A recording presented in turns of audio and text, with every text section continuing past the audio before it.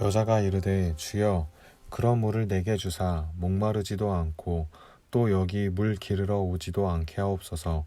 이르시되 가서 내 남편을 불러오라. 여자가 대답하여 이르되 나는 남편이 없나이다. 예수께서 이르시되 내가 남편이 없다 하는 말이 옳도다. 너에게 남편 5이 있었고 지금 있는 자도 내 남편이 아니니 내 말이 참되도다. 여자가 이르되 주여 내가 보니 선지자로소이다. 우리 조상들은 이 산에서 예배하였는데 당신들의 말은 예배할 곳이 예루살렘에 있다 하더이다. 예수께서 이르시되 여자여 내 말을 믿으라. 이 산에도 말고 예루살렘에서도 말고 너희가 아버지께 예배할 때가 이르리라. 너희는 알지 못하는 것을 예배하고 우리는 아는 것을 예배하노니 이는 구원이 유대인에게서 남이라. 아버지께 참되게 예배하는 자들은 영과 진리로 예배할 때가 오나니 곧 이때라. 아버지께서는 자기에게 이렇게 예배하는 자들을 찾으시느니라. 하나님은 영이시니 예배하는 자가 영과 진리로 예배할지니라. 아멘. 성도 여러분, 좋은 아침입니다. 벌써 주말이 된 금요일 아침이네요. 오늘도 여러분의 삶 속에 주의 도우심이 있기를 바랍니다. 오늘도 어제 본문 말씀에 이어지는 사마리아 여인과의 인격적 만남을 매우 구체적으로 소개하고 있는 내용입니다. 바로 앞 본문에서 예수님은 사마리아 여인에게 영생에 관하여 말씀하셨습니다. 사마리아 여인은 주여 그런 물을 내게 주사 목마르지도 않고 또 여기 물 기르러 오지도 않게 하소서라고 주님께 간청합니다. 이 여인의 관심사는 전혀 들어보지도 못했던 영원한 생명수에 관한 것이었으며 물을 길러야 하는 반복적인 일과 노동에 대해서도 벗어나고 싶었던 것이었습니다.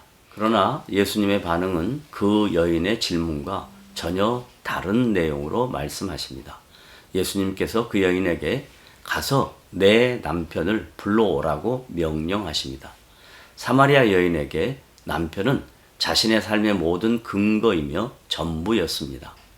예수님께서 남편을 초청하신 의도와 목적은 남편이 여인의 삶의 전부가 아니며 영생에 대한 문제는 남편이 해결할 수 없다는 것을 간접적으로 설명해 주시기 위한 의도였습니다.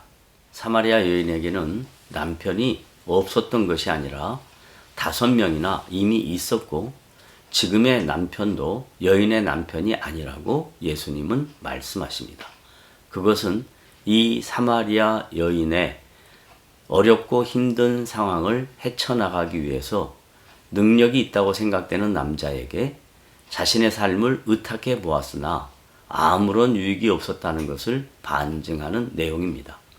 여기서 예수님은 사마리아 여인에게 모든 인간이 부딪히는 인생의 본질적인 문제에 접근하고 계십니다. 그 여인의 고통스러운 과거의 아픔과 모든 인생에 찾아오는 삶의 시련들을 해결할 수 있는 유일한 방법은 인간에게서 찾아볼 수 없다는 것을 강조하고 있는 내용입니다. 이에 사마리아 여인은 예수님의 통찰력과 인생의 본질을 꿰뚫어 보시는 신적 능력에 대하여 주여 내가 보니 선지자로소이다 라고 고백하고 있습니다. 이 고백은 정상적인 믿음의 고백이 아니라 예수 그리스도를 인격적으로 만나기 위한 서곡에 불과한 것입니다. 이 사마리아 여인은 자신의 조상들이 하나님께 예배하던 곳이 그리심산이었는데 유다 백성들은 예배 장소가 예루살렘이라고 하기에 어떤 장소가 진정한 예배 장소인가 궁금했습니다.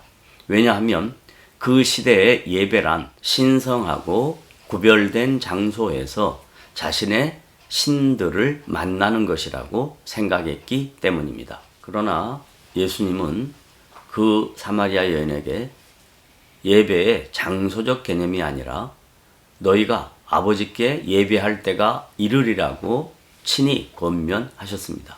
그 때는 바로 자신이 온 인류를 죄악에서 구원하시는 메시아로서 십자가 사건과 부활의 사건, 오순절 강림으로 보혜사 성령께서 친히 임재하시는 것을 의미합니다. 이제 예수님은 사마리아 여인에게 구원받은 하나님 나라의 자녀들이 살아계시며 인격적인 하나님께 예배할 때가 곧 임할 것이며 하나님은 자신을 예배하는 자들을 찾고 계신다고 자세하게 설명해 주셨습니다. 이 사건 이후 진정한 예배가 무엇인지를 확인할 수 있게 되었던 것입니다. 예배의 대상은 살아계신 인격적인 하나님이시며 예배자는 예수님의 대속 사역으로 인하여 하나님의 자녀가 된 성도들입니다. 예배의 방식은 영과 진리로 드리는 것이라고 본문에서 강조합니다. 영이란 인격적인 만남이 전제이며 진리란 예배의 핵심이 하나님의 말씀이라는 것입니다. 성도 여러분, 여러분의 모든 삶이 예배입니다. 또 주일날 드리는 공적 예배도 여러분이 한 주일 동안 예배자로서 살기에 중요한 예배입니다.